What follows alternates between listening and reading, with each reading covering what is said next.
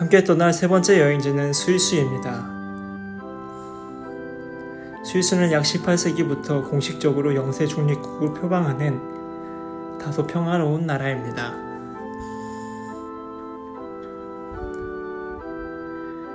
하지만 칼뱅에 태어났던 16세기엔 종교개혁 등의 이유로 스위스도 평화롭지 못했습니다. 칼뱅은 1509년 프랑스 누아용에서 태어났습니다.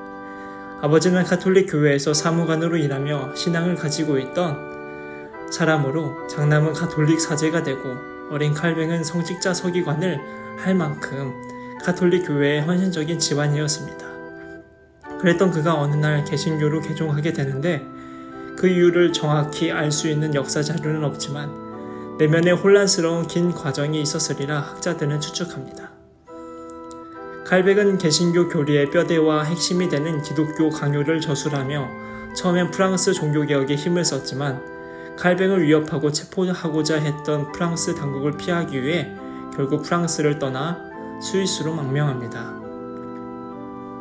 스위스 제네바에 정착한 칼뱅은 당시 제네바에서 종교개혁을 이끌던 기욤 파렐 목사의 간청으로 제네바 종교개혁의 기반을 다듬으며 특히 개신교 교회의 성경 공부, 신앙 고백, 예배 연구, 신학 체계들과 교회법을 제정하기 위한 노력에 심혈을 기울입니다. 칼뱅의 5대 교리로는 전적 타락, 무조건 선택, 제한된 구원, 불가항력적 은혜, 성도의 견인이 있는데 전적 타락이란 인간의 그 본성이 타락하여 구원에 필요한 믿음을 만들어내지 못할 뿐만 아니라 참된 믿음을 갖기 싫어한다는 것입니다. 무조건 선택은 참된 믿음은 우리의 노력과 조건에 따른 것이 아닌 하나님 주권 안에서 선택받은 사람들이 부여받는다는 것입니다. 제한된 구원은 예수님의 구원은 오직 선택된 자들에게만 제한되어 효력을 지닌다는 의미입니다.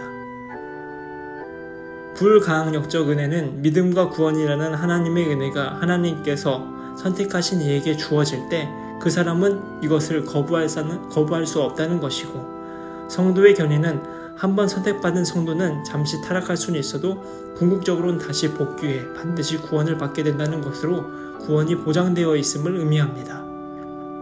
칼뱅의 5대 교리는 후기 신학자들에 의해 수정 보완되기도 했지만 인간의 이성으로 이해할 수 없는 하나님의 절대성과 절대 주권에 대해 믿음과 감사, 경애와 겸손이라는 신앙 자세를 갖출 수 있다는 장점이 있어 여러 개신교 교단에서 칼뱅 신학을 교리로 채택하여 신앙 교육을 하고 있기도 합니다. 아무쪼록 당시 칼뱅의 헌신은 스위스와 프랑스, 스코틀랜드 등 종교개혁이 일어나고 있던 유럽 전역에 개신교 신앙과 규범과 법 등 체계를 세워 조직하는 데 지대한 영향을 미쳤고 오늘날의 개신교에도 중요한 신학사상으로 자리매김하여 신앙인들의 기초가 되고 있습니다.